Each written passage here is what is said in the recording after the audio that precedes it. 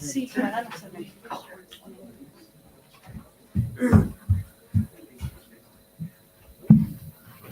Hello, welcome. Can you hear me well? Yes. Can you hear me well also, those remotely? Yeah, good. So thank you. Welcome to the new BCN Analytics Datathon. We are really, really happy. We are going to handle this event in English because some people are coming from abroad, which is great. But anyway, if anyone feels less confident in English, please feel free to jump into Catalan, into Spanish, just to make sure that there's proper communication, right? So I think we all know why we are here, right? It's a datathon, but I think there's a reason behind that. Unfortunately, hate speech is becoming a super prominent issue in our society. So I'm just adding something that probably we all feel in social networks, right? That this hate speech message in social media. So some data point, right? We are talking about data, so some data point is coming from Oberache, which is the Spanish Observatory of Racism and Xenophobia. These guys are reporting like every 2 months some data about hate speech comments on social media. And the last report was saying that 15% increase versus the previous period, right? So even the data is confirming all this intuition that we all have, that hate speech is really, really a problem. So at BCN Analytics, we decided to do something about it. And just to give you some background about BCN Analytics, we are a non-profit organization created back in 2013, so soon we will have 10 years. And in the old days, before the pandemic, actually, we were doing a lot of meetups to talk about different topics on data, machine learning, CRM personalization, you name it, right? So if you are interested, you go to our YouTube channel and you can enjoy some of the videos of the sessions we were doing. But we were also doing some cool stuff on datatons. By the way, how many of you recognize this t-shirt? Raise your hands. Some people, okay. So this t-shirt is from the last datathon we did. It was 4 years ago, and it was about pollution levels in Barcelona. That's why it says, keep modeling and mind the air quality. But today we are not in this datathon, so I'm gonna put on the new one, please. I think most of you have it, so a second. Yeah. All right. So this is the. So next one, I will do the same show, just for you to know, set expectations. Okay, so BCN Analytics, who has been working on this? Because this has been more than 1 year ago, probably 2 years ago, we decided we wanted to do this, and now it's finally happening. So this is the effort of 5 different people. So first one, Ana Julia is a brilliant data scientist working in Wildbox. So an spontaneous applause. Ana, where are you? I cannot see you. Ana. Here. So a spontaneous applause for Ana. Yeah. Next one, Data Fortune, also a brilliant data scientist working currently on NLP type of projects here at Adevinta. You are playing at home, so an applause for Didac is there. Thank you. Next one is Jordi Carrera. Jordi is here. He's also an expert on NLP. And I always forget the name of the company you're working on. Proxet. So an applause for him. Good.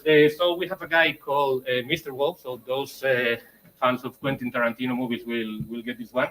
He's also has a nickname called Martorren, but so he's over there, so an applause for him.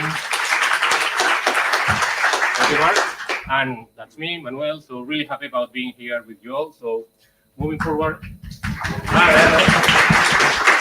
That was a fun time, I didn't have to influence on that.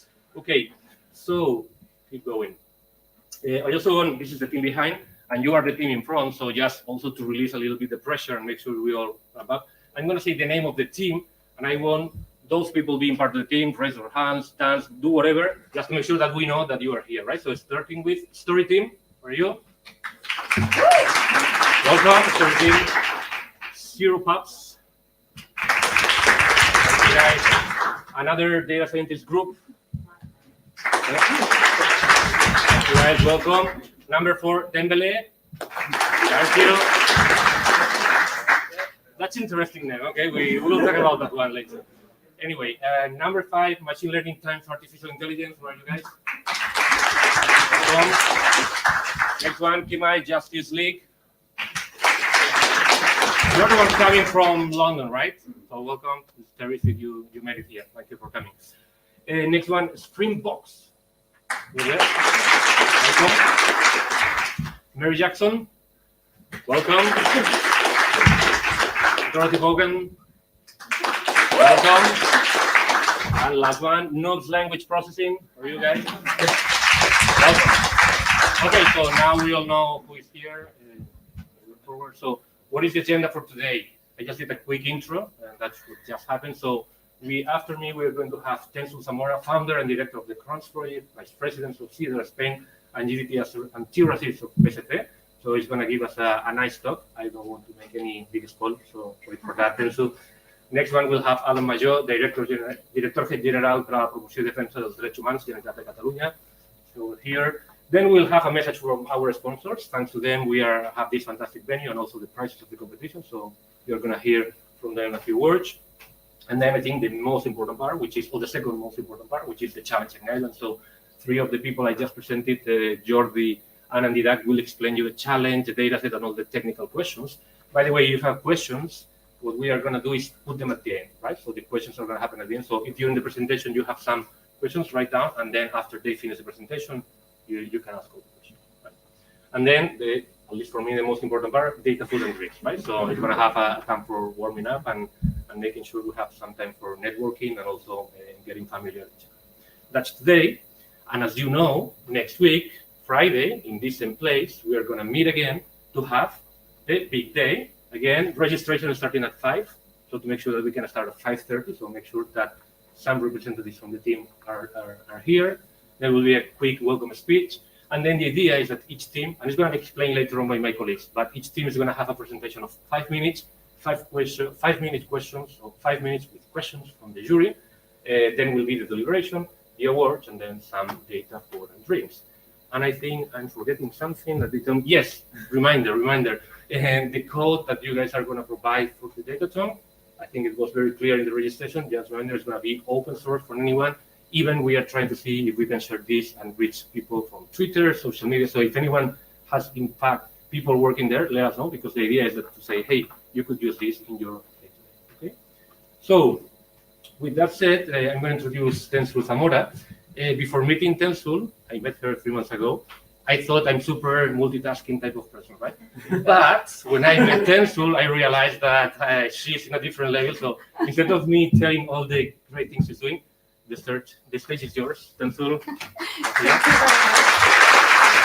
I'm gonna keep it natural for a second, and I'm just gonna go to grab a little bit of water because I don't know what I took my bottle. Thank you very much.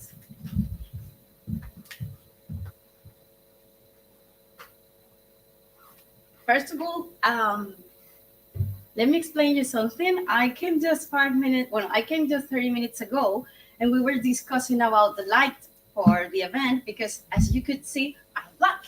So just depending on the position I am, the people that they're watching the event by streaming can see me or cannot see me. So hi, Mom. I hope you can see me. So good afternoon, everyone. First of all, I'm very excited. And I feel very proud and very fierce that we are holding this event. Thank you very much, BCN Analytics, for making me and the organizations I'm representing part of this project, and for creating this datathon that is here to fight against a problem that is everyone's problem, isn't it? Do we agree with that? Okay, thank you. Yeah, it's everyone's problem. That needs to be said every time we're talking about racism. My name is Tensul Zamora. Okay, as you could see, I'm the founder and director of the Crunch Project that basically was born from a need for more inclusive spaces, for more inclusive and anti-racist and plural organizations. I'm the vice president of CIDR Spain.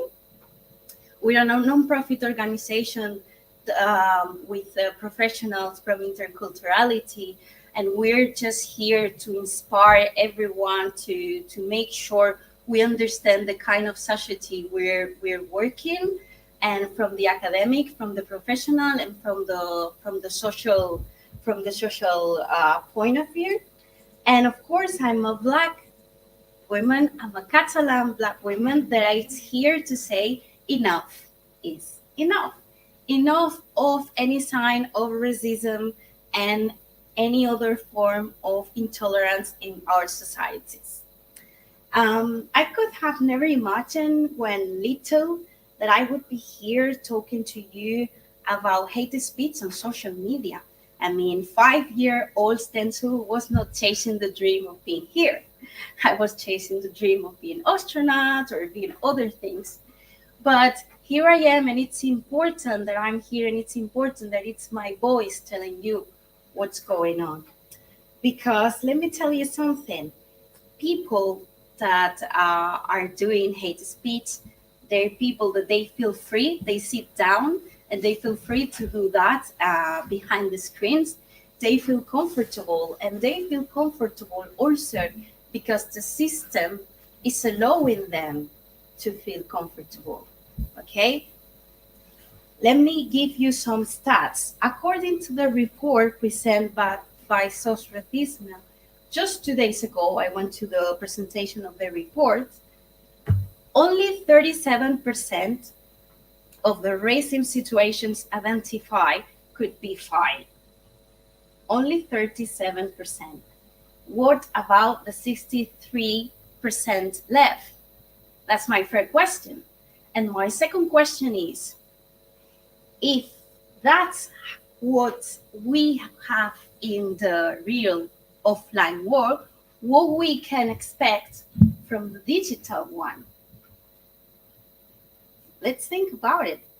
Because on the top of that, we know that in this type of world, we have technology and artificial intelligence that they are basically not escaping from having racial bias related to their logics and their algorithms. We were discussing before when we were getting ready for the event some of the situations that I've been facing, for instance, during the COVID situations when we have the measurements for the temperature. You know, my colleague went, perfect. My other colleague, me or my daughter or my son, we were ghost.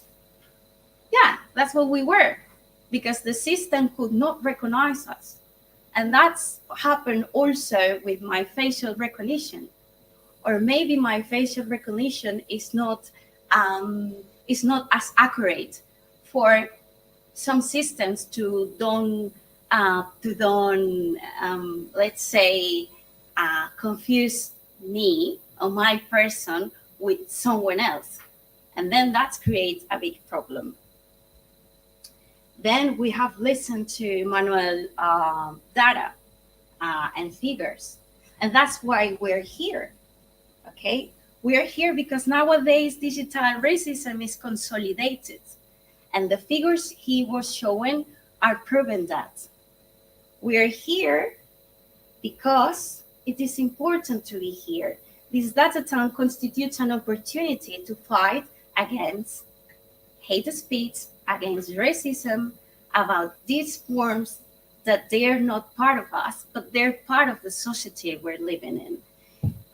Represents creating tools to ensure the respect of the dignity of people who, like me, we're exposed to online harassment, we're exposed to racist demonstrations, and that we cannot do this on our own. I could tell you a long story about my life and any different situations related to the topic we're here today. But I need you to understand that basically I'm a tiny representation of what racial and cultural diverse communities are living in their everyday life. So what I was explaining is just, this, very small part. The iceberg under the water is quite bigger, and we all can do something to tackle this, because this society is much more than this. I mean, we're here, isn't it? Who is here? Raise your hand. Do some noise. Woo! Yes, exactly. We're here. So that means that the society is much more than hate speech. Okay? The people I'm living, the people that are in my environment, the people that are making me feel safe, the people that they're making me feel happy, they are part of the society. So that means that we're not going to take a step back on our push for an anti-racist society, a society that is plural, that it's inclusive, where all voices are important. Una societat on caminem junts i junts trobem sempre com cooperar per construir un demà millor. Un futur on els que sumem tinguem eines per debilitar aquests que només volen restar. Per la meva part, gràcies a tothom. I just wanted to say thank you again to everyone. Unfortunately, the prize is not going to be for all the teams, but let me tell you something. From my side, you're all my winners. So thank you and congratulations.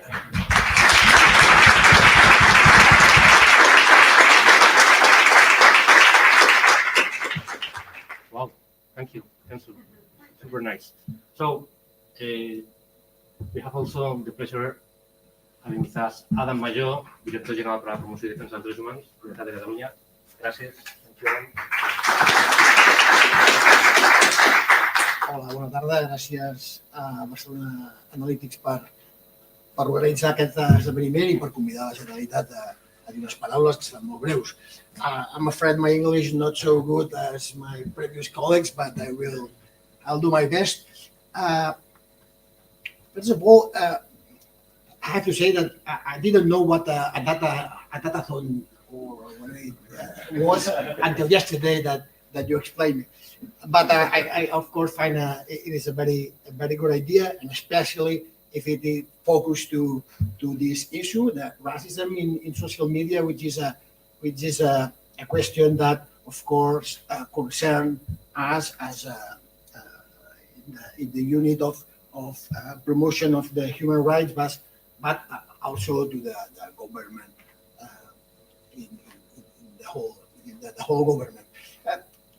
What I would like to say is maybe some of you, or maybe some people, well, no, maybe no, I'm sure, many people think that government should not care about what people say in social media because it is a matter of freedom of speech. So government should stay aside in this field because freedom of speech is of course a right. But we have to say that hate speech and racism is not an opinion. It's not just a simple opinion because it has not only consequences in terms of discriminations, of violence or encouragement, but also because it has the intention to produce it all. So it's not a simple opinion that someone can honestly have. It's also a fact, an act of not that have the intention to create all these discriminations, violences, etc. That we must remember are crimes, little or big, but crimes. So that's why we, as a society, but also as a government, must care and must be concerned about hate speech and racism in all their different forms. And one of the forms that nowadays in this 21st century, it's more maybe dangerous or more evident is in the social media and internet. But in this question, I think we must be also very careful not to blame internet for racism. Racism is much more old than internet, of course. So we must avoid this attitude of technophobia and blame internet for racism, social media for racism or for hate speech, because it's not. It's just another way that racism and some I should say evil ideologies express themselves. And now, of course, it's how the society in the society we have, internet and social media are fields where this exists, but they are not the guilties. They are not what causes these phenomena. And that's all. Thank you for letting me know what a datathon is, and good luck everybody. And thank you also for contribute to this good and nice project. Thank you. I just wanted to say on Generalitat de Catalunya that we were in conversations with the team working in the Migracions, Refugi and Anti-Racisme. This team is currently, and they were the ones who were agreeing them being here. What happened, you know what in Ukraine is happening, so they are right now super busy, really taking care of all the immigration. So that's why I called yesterday Adam and Atracaman Armada saying, please, you need to come. So, and he agreed. So thank you very much, Adam. I appreciate that you made the effort. Moving forward, also this event, and this is important, I was discussing this with Tensul before coming, that initially in the datathon, when we were thinking about this, we were these 5 people that you saw before. But guess what? I think Tensul was very polite and didn't say all of us were white people. And then that's completely wrong. So we are organizing something to fight racism, and guess what? All of us. So thanks to some smart people, we start having contacts with people from Afrodescendants associations like CENAE, Confederación Nacional de Afrodescendientes de España, Theater and Crowns like Tensul. So big thanks for you. And also we had the support of Eureka, very relevant, to make this project feasible and make sure that all the admin part is covered. We also had the support of Eureka. So thank you to them. Another spontaneous applause. Come on, guys. You are missing that. Good. Moving forward. Also, as you know, this is an event that we have nice prizes and nice t-shirts, and that's thanks to the sponsors. So we have Adevinta called Digital Future Society on Luz. So now one representative of each of these organizations is coming from the stage. So the first one is Adevinta, and just to give you a little bit of context, Didac, who is one of the guys that I introduced at the beginning, working the preparation, works at Adevinta. So he really did a good work to ensure Adevinta was becoming a sponsor. So thank you, Didac. And now I'm asking Justine Devaux. Did I pronounce it right? Okay. So thank you. I think the stage is yours. Thank you. Thank you. You can upload another one. Come on.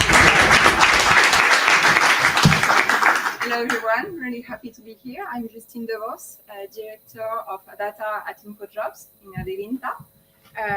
As said before, the prices are nice, but also the place, and you are here at Adevinta, so I'm here to explain a bit more who is Adevinta. Okay, perfect. Who is Adevinta? So I don't know if you know Adevinta, but I'm pretty sure that you know it with other names. Okay. We in Spain, we are one of the main companies in the sector of technology, and we are a reference in terms of digital transformation. We managed to evolve from paper to online, and this in the most relevant sectors such as real estate with Fotocasa and Habitaclia, such as employment with InfoJobs, such as motors with coaches.net and motors.net, and such as second hand with Milan Ancios. So you see here. So this is our mission, this one, our purpose. To help people find new opportunities through perfect match between sellers and buyers, and giving things second life. So Adevinta Spain is not only in Spain. At the end, we are a big group. We are global, and our presence is most of all in Europe and America Latina. With local businesses in 15 countries. Here you have some figures. All of our marketplaces receive an average of 3 billion visits by month. It's a lot of data. Our revenue last year was 727 million euros, and 25% come from Spain. and we have 7,500 employees all around the world. In Spain, our story is result from a series of acquisitions. It's been like 40 years Schibsted exists, and it's been 40 years that we incorporate consolidated business into a company. But and the last one is Adevinta in 2017. But I said 40 years, but we're still a young group because Adevinta at the end starts in 2019 after splitting with Schibsted to be focused on marketplaces. And since 2019, Barcelona, this office, is the headquarters of Adevinta Global. So to focus on Spain, we are the largest group of online classifieds, and our marketplaces are the leader are being part of the daily life of Spaniards, and this in the key sector of the economy. So we like saying that we are a global company, but with local impact. Some of more figures, 1 of 2 Spaniards visit one of our marketplaces every day. More than 19 millions of unique visitors per month visit our website, and we have 1,200 employees in Spain.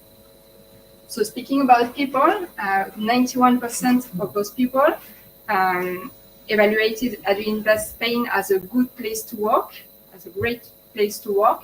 Thanks to this, we had this certification, which is international, and which recognizes us as a really good place to work. And this means a lot for us. It motivates us to do always better and to improve it, to make Adevinta a better place to work, and not only a place to work, but a place to be really good, to feel good. And what I explained to this, well, I had to explain what is Adevinta, but I wanted also to explain that Adevinta is always looking for good talents, and this talent can be you. So I motivate you. If you are interested, you can visit adevinta.com and see the position we have. We are always looking for some talent as you, as I said, and you can also speak to me or to Didac. And thank you for your attention. And I hope you will enjoy this event, which is a really nice one.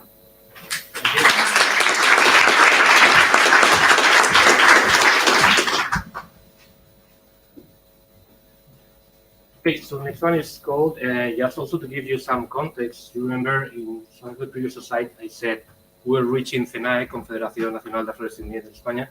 It's interesting because in that meeting was Alejandra Guzmán, right? Yeah. So Alejandra said, I like the data and I want to help. And by the way, the company I'm working for maybe is interesting. She didn't say the name, and when she said, I'm working for Colt, it's like, that's great, right? So thanks to Alejandra, Colt was like interested in this data, and it's a pleasure to have here Sylvain. I cannot pronounce your name, sorry. It's 2 French in a row, so for me, in terms of pronunciation, so Sylvain. That's good. Well, good. Okay, so the stage is yours, Sylvain. Thank you. Thank you. Here, otherwise the camera. I don't think I have any slides. Okay. Salmeron. Alejandra, perdóname. Alejandra Salmeron. Sorry. Thank you very much, Manuel. Thank you very much, BCN Analytics. We are really proud to be here, really proud to represent Code today for this really amazing event. So if you need the water. I'm a terrible speaker, by the way.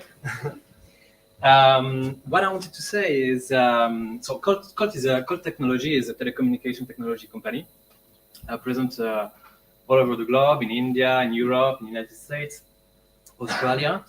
And so as a global company, we have a social responsibility.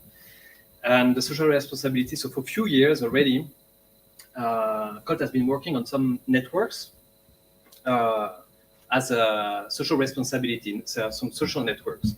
We have Pride Matters to work against LGBT plus discriminations, done against the discriminations for the handicapped.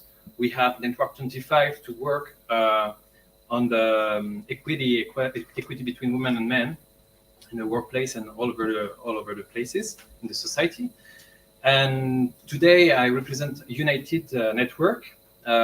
So I work with Alejandra Salmeron on this network for Spain, Portugal, and Italy. And our goal is to promote our diversity. So to promote our diversity in cult, our cultural and ethnical diversity, and to fight against, of course, racism, you know. So through some events that we organize in cult, we will invite some speakers. Maybe you will be one of us one of these days. And we organize these events to bring some awareness on, well, everyone is aware of the fight that we have to do against discrimination, the fight that we have to do against racism. But sometimes we forget a little bit, or sometimes we think it's the responsibility of other people and it's not our fight, or we consider that we are not racist ourselves, so we are okay. But that's not the reality. The reality is that it's our individual responsibility to work on it and to do some efforts, like you are doing with BCN Analytics, like we are doing in United, like you are doing all the teams this week on this project. So again, what I want to say is that it's that we are really proud to be here today to sponsorize this event and to sponsorize the teams. So best of luck to everyone, and thank you very much again.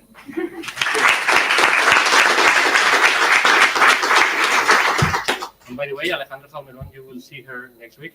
She's going to be one of the jurists, kind of a spoiler, but you will see her next week. Okay. Don't miss her.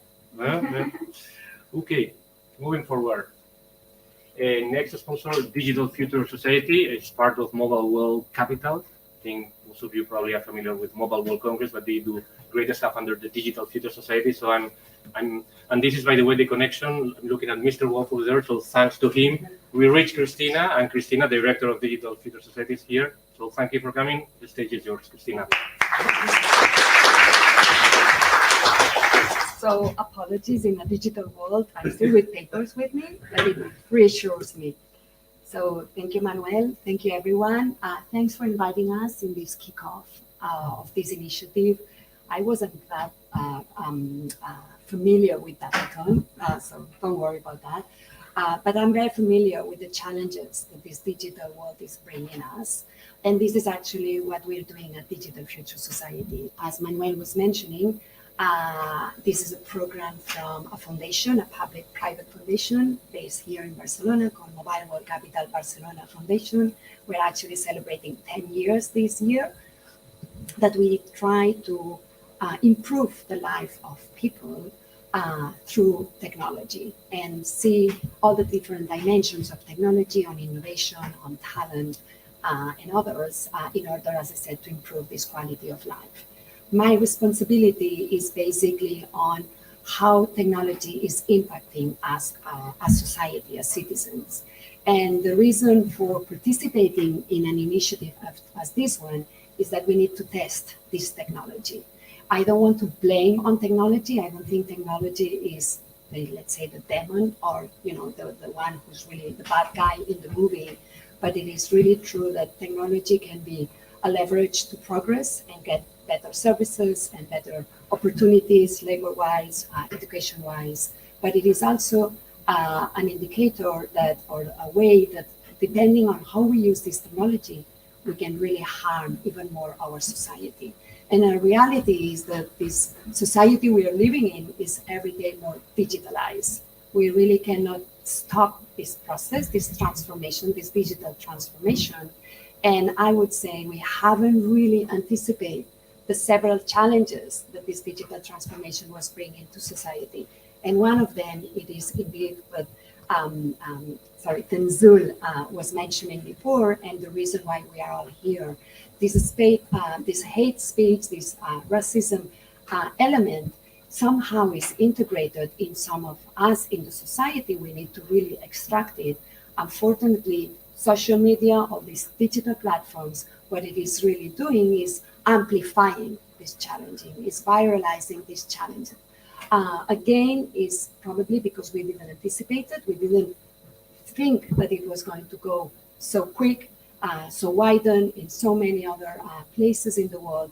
And this is why I think we need to start working from scratch. And you are the ones who need to work on this and teach the rest of the citizens in order to at least eliminate or mitigate this type of challenges. To be honest, I'm not going to use my paper because I think it's easy to keep it here. What I would just wanted to say is that racism and hate speech is some of the challenges that we are really facing as society. It's not a question of technology, but perhaps through technology we can mitigate it. Thank you very much.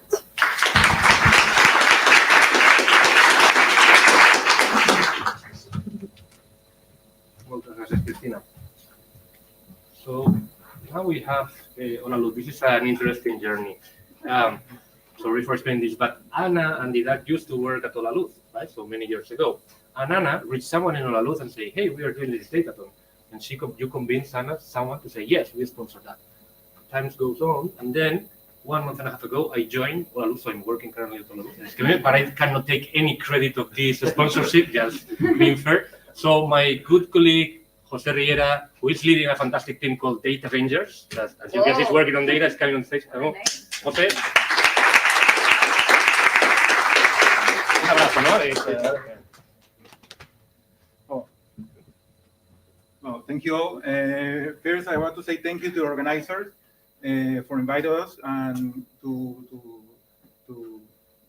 organize this event that is very important. Is pursuing a very important and social cause. So, first of all, thanks.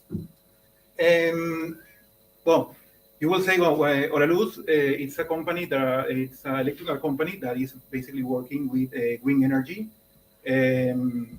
And well, as a company, we have some values that are very important for us, and one of them is, in my opinion, my favorite is we said that is always people first. Okay, and this is our value, and you can feel it since the first days in the company. And I think this is something that matches very well with this kind of event, especially with event of BCN Analytics that we have been working together since several years. Okay, I guess that we're sponsoring already the green one. The previous one, yeah, sponsored by Olalu. Exactly, the previous one about the pollution in Barcelona, and for us it's an honor. It's an honor to help to build a better world sometimes in our way. That is working with green energy, but also to helping others and improving the world for sure for everyone.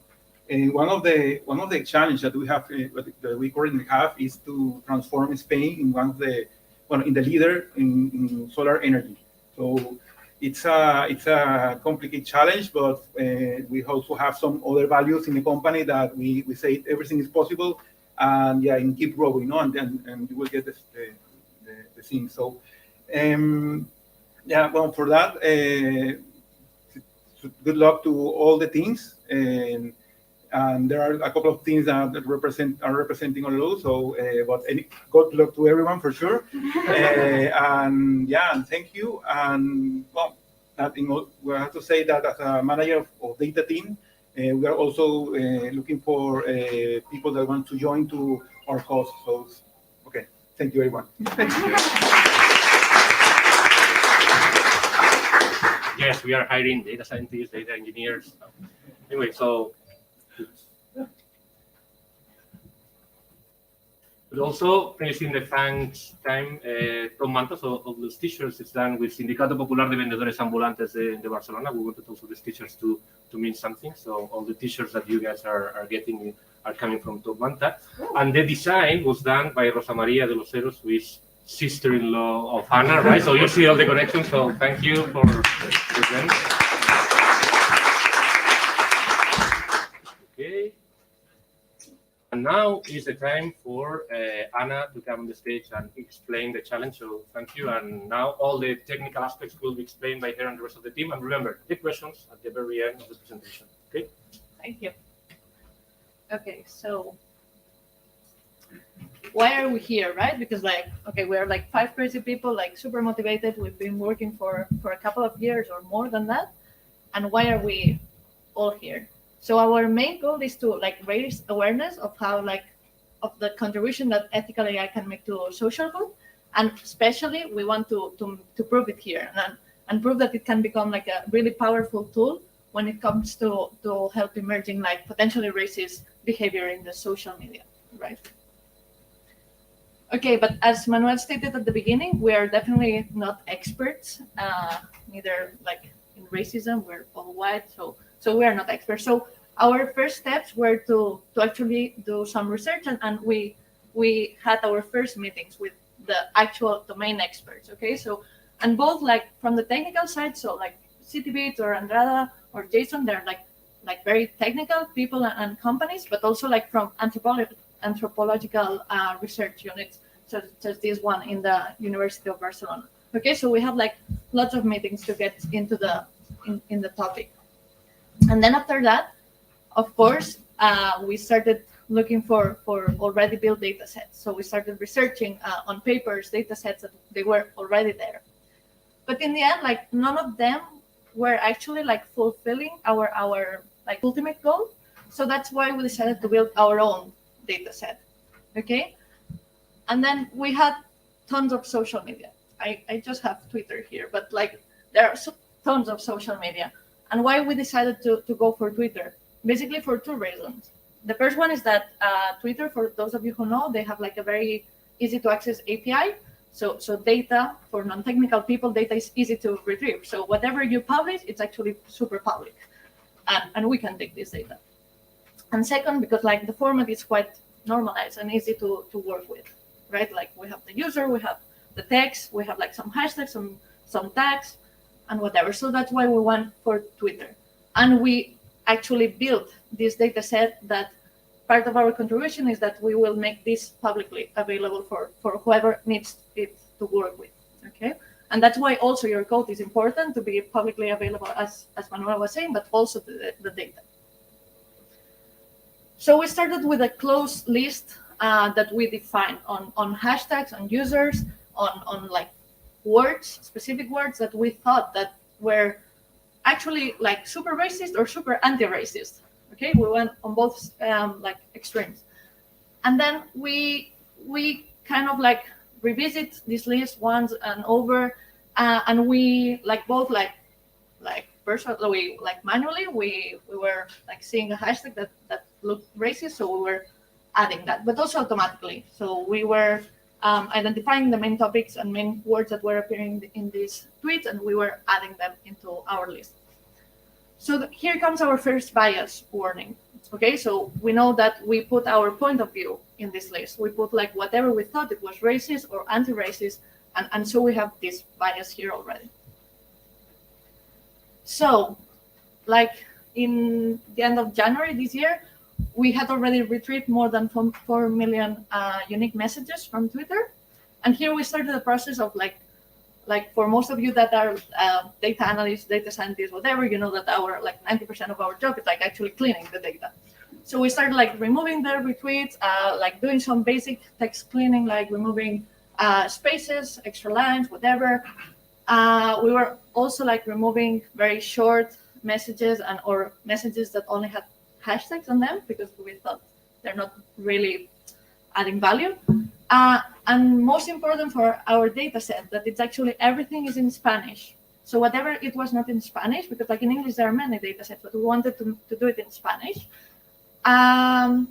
we removed those ones. Okay, so in the end, after all this cleaning, we had almost 500,000 unique messages.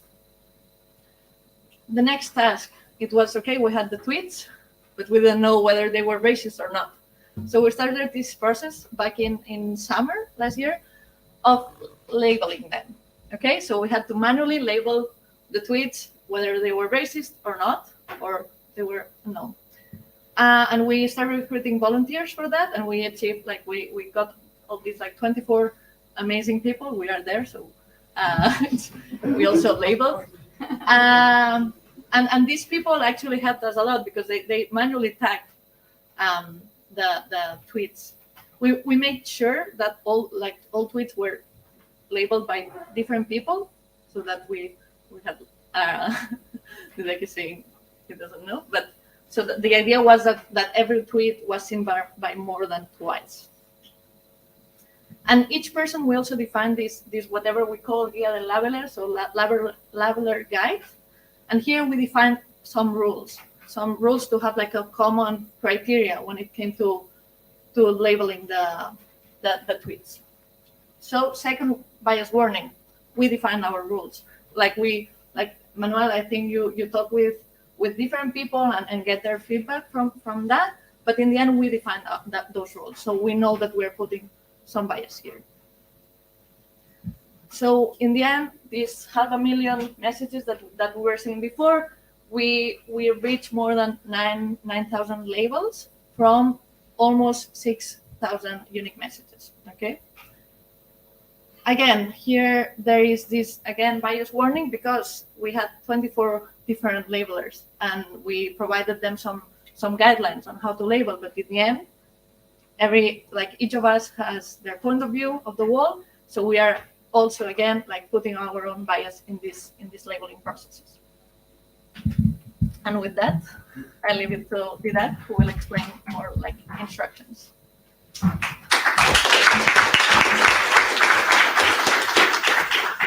Okay, thank you. Now it comes to the boring part.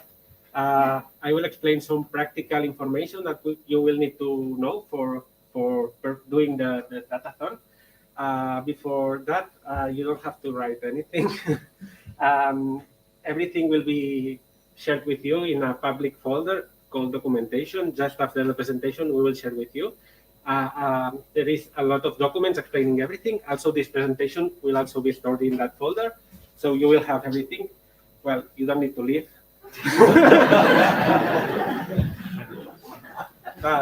Okay. Apart from the documentation folder, we will also share with you a data folder with all the data sets inside.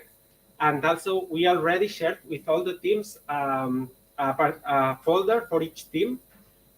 If you don't have received the invitation or you have been assigned to a wrong team, just let us know. But in principle, everyone should have already received the invitation for their own folder. Okay, first I will explain the data files that you will find in the data folder. There will be three, four files. All of them, the common thing is that all of them are CSV files. And the separation of the CSV is a pipe, this vertical line, and the encoding is UTF-8. The first file is the label racism file, and it contains the raw labels that the 24 labelers provided us. So you will find this kind of structure: a message, an ID for the labeler, and the label that they put there. There are three possible labels here: racist, non-racist, and unknown. The unknown messages were those that the labeler couldn't decide. After thinking about it, we decided to give them to you as well, not removing them, and you can decide what to do with them. If you want, you can just remove them because they don't have label, but if you consider that an unknown label is giving you some kind of information, you can as well use it. And you will find here a lot of different scenarios. For example, you will have some messages that are labeled by two different people with different labels. This can happen. Even though Anna said that we gave all the tweets to at least two persons, this is true, but not all of the volunteers labeled everything that we gave to them. So you will find as well some tweets that have been labeled just one time. And even just to warn you, you can find some strange things, like the same message has been labeled twice by the same person, and each time they decided that was racist or anti-racist. Just do whatever you think you have to do in these cases. The second data file that you will find is this evaluation sample, and this is an example of all the evaluation files that I will explain later.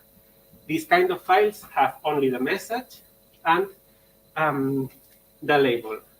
In this case, they are not unknown, just if the message is racist or non-racist.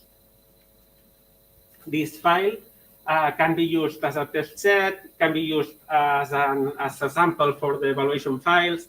You can put this into the training set. You can do with this whatever you want. And the important files here are evaluation public is a list of messages for which you must build a model to predict whether these messages are racist or non-racist, and fill this column here. I will explain later, but you here have to fill this with the string racist or non-racist written this way. Otherwise, our system will not detect the label.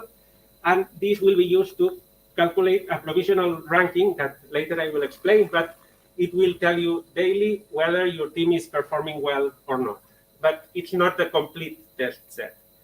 The complete test set is the evaluation final file that it's exactly the same structure than the previous one, but will be given to you the last day of the data. So next Friday. Next Friday morning, we will share with you this file. You will need to have everything prepared to just do the predictions and fill the label column with these classes. And this will be used to calculate the final ranking and to, well, as Jordi will explain later, to give one of the prices of the data. About the submissions, I can, okay, maybe it's better.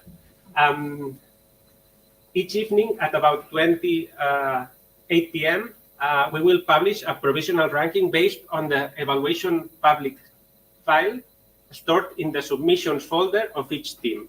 So make sure each day at 8 p.m.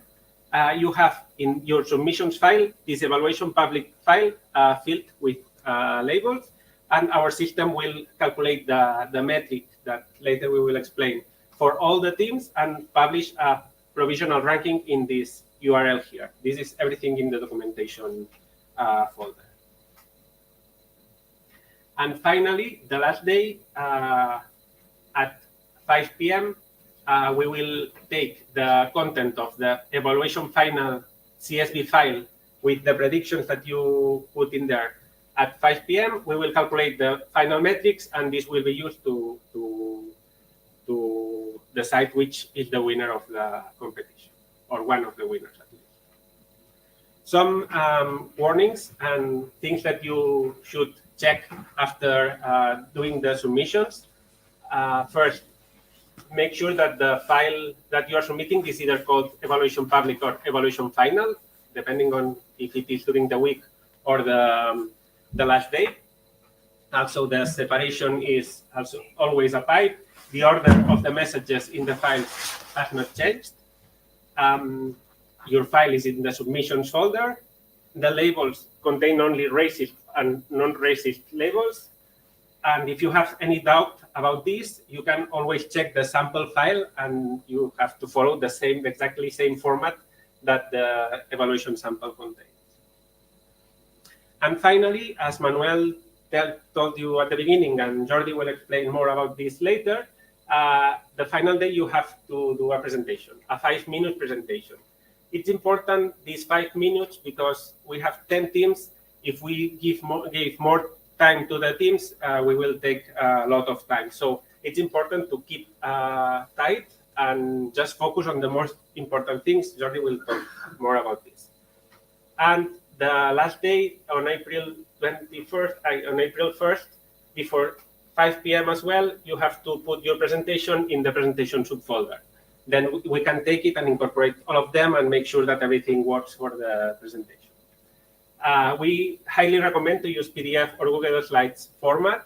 Otherwise, we can have some technical problem in reading your files.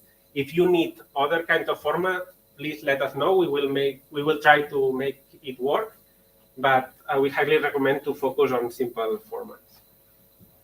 And finally, Jordi is explaining more about the challenges.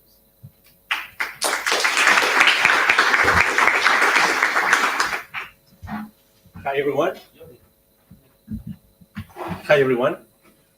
Yes, so basically you will have 2 challenges. I think based on Didak's explanations, it's already clear, at least the first one. In the first one, you just need to train the model. This is a binary classification task, racism, no racism. It's a standard task that probably most of you have already worked on. So basically, that's what you need to do. Details in a bit. And then the task is based on these generate insights. Like there is what we can measure, and then there is interpretation of the data. what do your results tell you about the data set? Were your expectations met? Did you find something that you didn't know before that the data told you? And how do you explain this? That's what we want to see. Things that you didn't know before that you know after data. Something that can tell us something about the world. Now, for the first part, just the quantitative model, let's say, the only thing you need to do is ensure that your model has the highest F1 score. I assume most of you must know this metric. It's just the geometric mean of precision and recall. Probably most of you have worked with it. If not, as Didac said, the documentation folder will include the specific function that we will be using. Probably scikit-learn's F1 score, something like that. Feel free to reuse it yourselves to be confident that the metric will be the same, and this will be it. So this is going to be the main criteria for this part of data. The team with the highest F1 score on the evaluation set final will be the winner of this prize. That's it.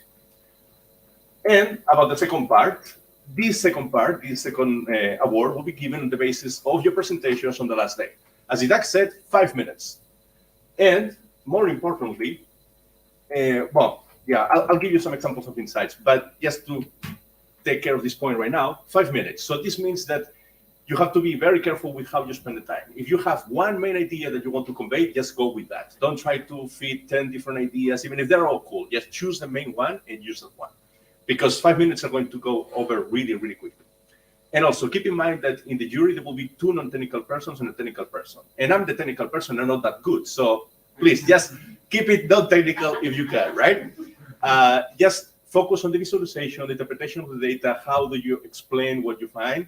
If there are some problems, if the biases are too big to offset with the model, all of that is interesting. Just pick the main thing that you learned and go with that for the presentation. Now, apart from that, apart from the insights, let's say, we will also look at this. We will be interested if you can integrate external data sets, let's say, like if you find some other data set which fits the task and has a lot of racist messages. I hope not, but I'm sure somebody has that, or some kind of lexicon dictionary of racial slurs that you have to watch out for. That's good. Just feel free to go out there and take whatever you can to maximize your F1 score. There is a prize for that. Same thing for additional curation. If you find issues in our dataset that you can fix them and tell us why, that's good as well. We also want to know that and how you made those decisions. That's super interesting. And important as well, if your model makes decisions, you should be able to prove why. Like how did it arrive at that? Did you see a particular word that it focused on, or is just overfitting to data? And this goes back to the point of insights. Here are just a few examples totally made up of things that you could find in the data or not. This can be a guide, just don't overthink it. It could be totally different, but just to keep you thinking. One thing you could check, or you could see in the data, is that there are some expressions that are often in racist messages, but also in non-racist messages. So can you use them to classify? Why yes, why not, right? Like maybe there is a particular word that is always racist with a particular topic, but it's never racist outside of that topic, right? Maybe some football player has a name that it's a racist term in another domain. All of those things may be interesting. Just check for the most interesting ones and use those. And another thing that would be interesting to see is the distribution of topics. Like, do racist conversations, let's say, cluster on specific topics? Let's say that immigration or economy, are all the messages there dominated by racism or some particular amount or no amounts? How does this play with respect to racist messages? That will be interesting because it can tell us what conversations we should be monitoring. Like maybe there is a particular topic, I don't know, jobs or some particular type of funding or some particular migration crisis that is being targeted by racists. And that means that any tool that wants to fight racism should be focusing on monitoring those conversations. That's also useful for us. It will tell us how to best fight this problem. So as I said, just take a look at this. This will give you some ideas. Just think big, like be creative. I would suggest to come up with some hypotheses yourselves and try to have an aha moment. Like say, okay, what do I think I want to find in data and why? And then, do my results prove my point or not, and why not? That will be helpful. We just want to see that you can follow the scientific process and that you can arrive at some conclusions and refute or prove your starting hypothesis. And as I said, non-technical. So please, if you're not familiar with the concept of data journalism, I would strongly encourage you to look it up. I think that's what we want. And as I said before, In the presentation, I would just try to start every slide that you use with before the datathon, we thought or we didn't know that, and just go with that. And I think this is it for this part. Right, any questions, problems, comments, doubts, there is this email address that we'll be monitoring, so please feel free to send any points that you have there. We'll get back to you as soon as possible. And we will also have the session now, but I'm sure things will come up while you're working on this. And last, some more things, some more people who have been helping us so much with this. I don't know if you guys have anything else you want to say about these people. I do want to say that this guy who Manuel already introduced, big guy, like he's a data journalism, I think, guru. Great visualizations, great explanations, a proper scientist, has a Twitter account, follow him if you are not doing so, very interesting. And personal note, this guy really helped us a lot, City Beats, at the beginning. Now let's move on to other projects, but I know him personally. He is also super reachable. If anybody's working on social contracts on Ethereum, the kind of stuff, you may want to talk to him. So he's also on Twitter, so feel free to reach. I think that's it from me. I don't know. Well, yeah, questions, Manuel? Anything else you want to add? No, just on the previous list, yes, because I forgot to say, Carlos Garcia was super helpful. He's part of the council board of SOS Racistas. So he really, in fact, was the first person helping us to shape how to do this and to define what is racing, what is not. So thank you, Carlos, if you are watching this. And that's it. So questions. So the way we are doing is raise your question. Probably I will give you the mic so people connecting remotely can hear questions and then address the question. I think all the main technical questions, Jordi, Anna, Didac, depending on the topic, we'll handle it. So yeah, questions. There's one. So please say your name and the team. Hi, my name is Tatiana. I'm in the story team. This is a question maybe for Anna, but maybe for everybody. Can you explain a little bit more, in just a little bit more detail, how did you go from 500,000 tweets down to 6,000 after the volunteers? I mean, I can assume, but I don't want to. I just want to know, like, what was the process of that paring down? Okay, I'll come here. Yes. So good question. We were expecting like a long queue of volunteers coming and like tagging and labeling like this 500,000, but in the end we were the ones that there were people who were volunteering, but in the end they didn't have the time. So I think it was a matter of like time constraint, COVID times, and that's it. That's fair. That's what I thought. I didn't want to. I don't think I need a mic. Just to add on that, I don't have any more explanation. I think that's it. But in terms of insights, it may be interesting to see, like, I don't know if we can also share that data to see what happens once the model is trained and they want to run it on all the data and see maybe they can find more tweets or not, or if there are predictions, are they right or not, and why? That will also be interesting. I think we can get there. So as I said, be creative. There are things we can do, because if we can in any way expand the data set, okay, that's something we can take off out of this data. Stay there and then more questions. More questions? Okay. Bueno, pues puse un casco al público. Hello, my name is Václav and I'm from KMI just this week. I just want to follow your last comment. What is there any contact we can? You gave us your email, so I guess we can send our questions there. But if there will be any update or whatever, as you just mentioned, how can we know about these updates? Are we doing the wiki thing in the end, or? Yeah. Sorry. Well, okay.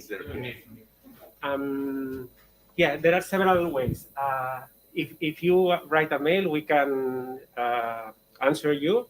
Mm-hmm. If there is something that affects everyone, we will write an email to all of you. We have all your contact. And as a part of that, all the more important updates will be stored in the fact file in the documentation folder. So this is the way we can get in touch. We will be regularly checking the email. If the answer affects only the team, we will answer only the team. But if affects everyone because someone detected something that is crucial for everyone, we will write an email to everyone. Okay, thank you.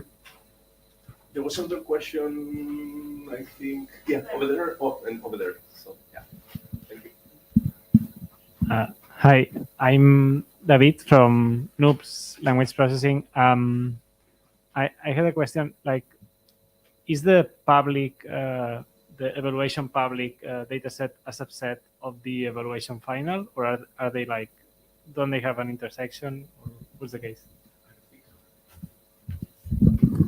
The evaluation public is is a subset of the evaluation final. Yeah, but you don't have the right level for that. Yeah, the evaluation sample, it's not a subset of the other ones. Hello, I'm Gabriel, yeah, from the Noobs as well. Do we have the date of the tweet in the data set, or? No, we didn't provide anything more than the message for several reasons, because we don't want to assign the whether a message is racist or not. Whether the message is racist or not based on other criteria. We want just to identify whether the message itself can be labeled as racist. So we didn't give you all the metadata. Okay. Apart from legal reasons, we decided to not do it. So not. But is there you like don't a have the specific like message. time frame that you started maybe on Yeah. April until like December, or something that we can know about? At least the time range. Data was gathered since maybe the end of 2019. We started gathering data, and then the subset of tweets to label, and that was taken randomly. So of each time we took a random sample of all the, well, not completely randomly, because we make sure that the proportion of racist and not racist were more or less constant. So we did some data augmentation.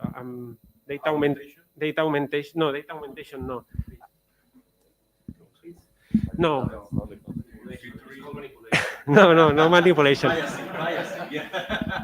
We built a preliminary model to start detecting some tweets that may be racist, and then giving them to the actual labelers. But just to make sure that we were taking racist, we were giving racist or potentially racist messages to the labelers. Otherwise, the vast majority were non-racist, so we would end up in a data set. But again, this is putting bias in the data set, so you have to take this into account, that all the warnings that we gave, we said that we detected. I mean, we are aware of that. We don't want to hide from it. We didn't know how to solve this. So that's one of the things that you can say to us in the presentations, which kind of bias you are finding and how would you solve this. Thank you.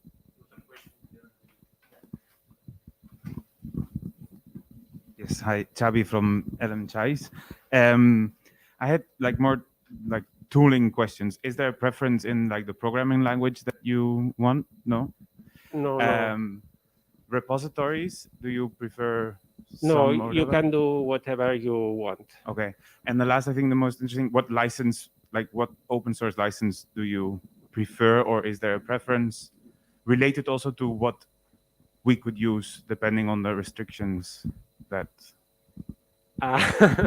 We haven't thought about that. So okay. I would propose MIT, which is freer than, well, the discussion we could go on, but it is less restrictive than GPL or AGPL. So, okay, thank you. Accept it.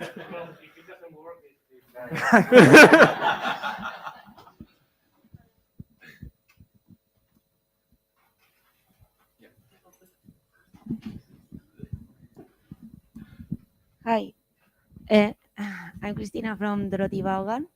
I have a question related to some potentially edit information from the potential usernames who publish the tweet. So is it okay, for instance, if we try to add features in these items or data points related to the usernames? So can we query the API of Twitter to retrieve this information from the usernames, and then maybe know more about the descriptions of the people who publish this? One moment. Yeah. Okay, we have decided. No, we already talked about this, but I mean, we didn't provide all the metadata because the goal is to assign a label to a plain text. But we will not control what do you do with this. So this, if this is working for you for giving the best F1 score, so it will be okay. But you will not win the other prize. Okay.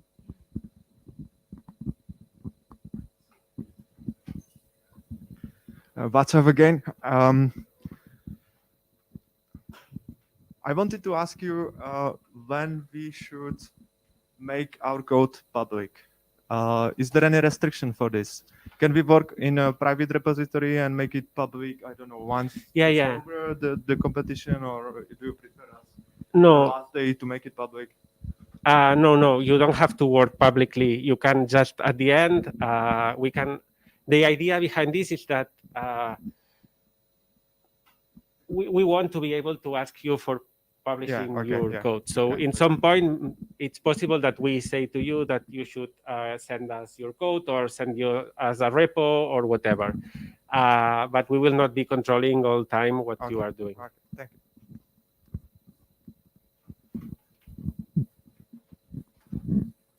you. Joseph from Spring Books.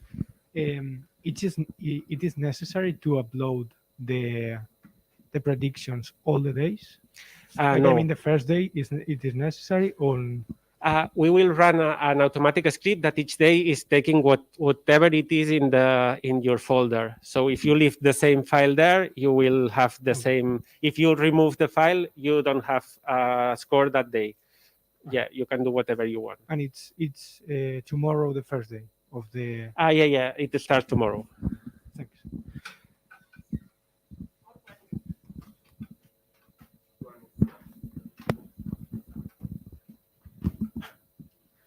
Hi, Marcel here. Sorry, going back to the license thing, but the question was a bit different. Is regarding the external sources of information. I mean, I understand that we have to share the code, and that's totally fine. But if we rely on some external sources of information, do we need to think also about, the kind of, I don't know, like for example, some sources that are free for like non-commercial use, for example. Do we need to restrict? Is that a problem? Not or we don't know, and just for the insights, we're fine. Not a problem. Not a problem. Feel free to do it. You just need to upload the file. So however you generate the file, that's up to you. We don't care. The F score will be better or not. The only thing is, of course, it may limit the applicability of the solution with third parties, whatever. Keep it in mind. It's still fine for the F1 score, but of course, for the other prize, let's say, not as impressive. It's nicer if we can avoid it, no? Exactly. Okay. But no problem. And if you have a particular doubt with something that you don't know if you can do it or not, just send an email and we will review it and make a decision. And no. Go. No, it was another question. Okay, so just to say, as we said at the beginning, this is, let's say, data for good. So the spirit is that the more you learn, so think about the price, obviously, right? But if you find something that is helping the fighting the hate speech, please include it in the files or let us know, because at the end of the datathon, after the datathon, we want to organize some follow-up, like an event and sharing with Twitter and others. So if you feel this is going to help on the big issue, then go ahead, right? So do not limit. So obviously you want to go on the price, that's fine, but also think about the social impact of this. So keep that in mind. Go ahead with your next question. Makes total sense. Thank you. Yeah. No, the other question is more practical. Is can we assume that the evaluation sample is a random sample of the set, or not necessarily?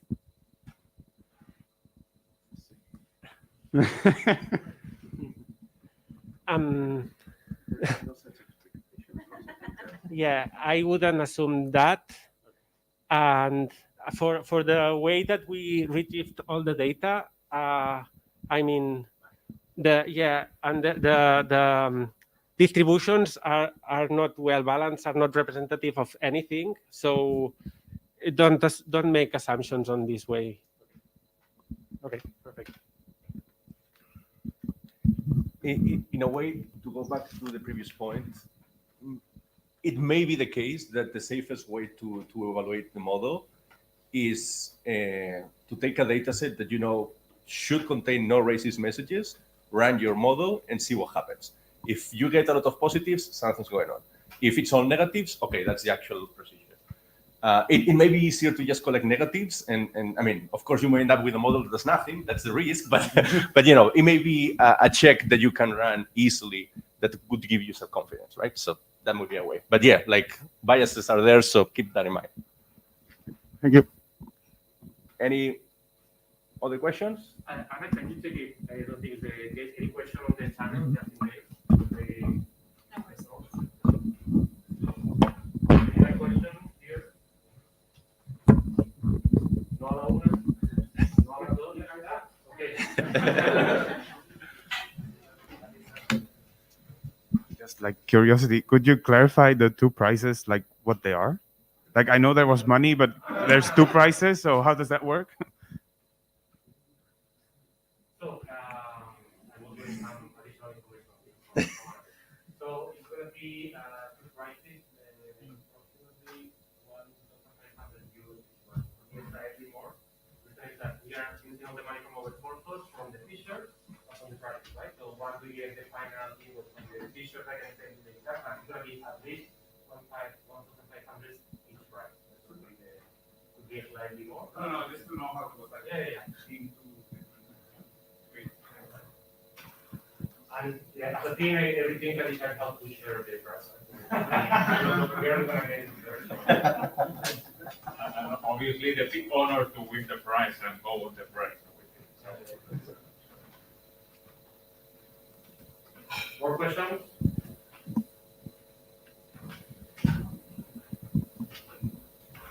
More questions? No a la una, no a las dos. Are you okay? Xavi? Yeah? Okay. So it's done. So thank you. Now we have some drinks out there, and the pictures are on each way, right? So you can already go over there, have drinks, and now in 10 minutes the food is coming. So thank you, everyone. Hope you enjoy. And